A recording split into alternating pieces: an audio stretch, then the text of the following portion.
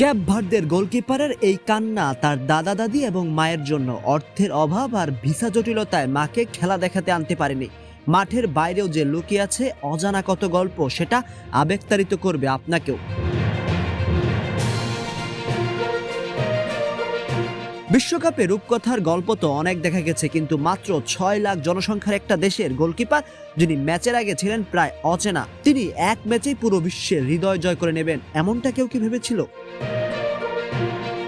বলছি ক্যাপ ভার্দের 40 বছর বয়সী গোলকিপার ভজিনিয়াকে নিয়ে। বিশ্বকাপের ইতিহাসে নিজেদের প্রথম ম্যাচে খেলতে নেমেছিল ক্যাপ ভার্দে। প্রতিপক্ষ ইউরোপিয়ান চ্যাম্পিয়ন এবং টুর্নামেন্টের অন্যতম ফেভারিট স্পেন। সবাই ভেবেছিল স্পেন গোলের বন্যা বয়ে দেবে, কিন্তু মাঠে যা হলো তা যেন সিনেমার গল্প। একের পর এক আক্রমণ করেছে Spain. Ferran Torres, Pedri, Gavi, Lamine Yamal সবার শটই আটকে দিয়েছেন ভজিনিয়া। পুরো ম্যাচে 7টি দুর্দান্ত সেভ করে স্পেনকে গোল শূন্য রেখেছেন তিনি। শেষ পর্যন্ত 0-0 ড্র করে বিশ্বকাপে নিজেদের প্রথম পয়েন্ট তুলে নেয় ক্যাপ ভার্দে। আর ম্যাচ সেরা নির্বাচিত হয়েছেন এই অভিজ্ঞ গোলকিপার।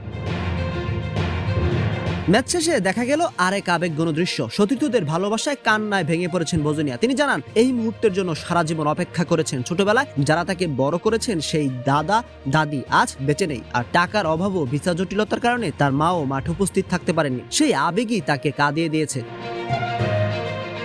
তবে গল্প এখানেই শেষ নয়। ম্যাচ শুরুর আগে ইনস্টাগ্রামে তার ফলোয়ার ছিল মাত্র 46,000-এর মতো। ম্যাচ শেষ হওয়ার 1 ঘন্টার মধ্যেই সেটা কয়েক মিলিয়নে পৌঁছে যায়। 2 মিলিয়ন, 3 মিলিয়ন পেরে ফলোয়ার সংখ্যা 5 মিলিয়নও হয়ে যায়। এখনো বাড়ছে তার ফলোয়ার সংখ্যা।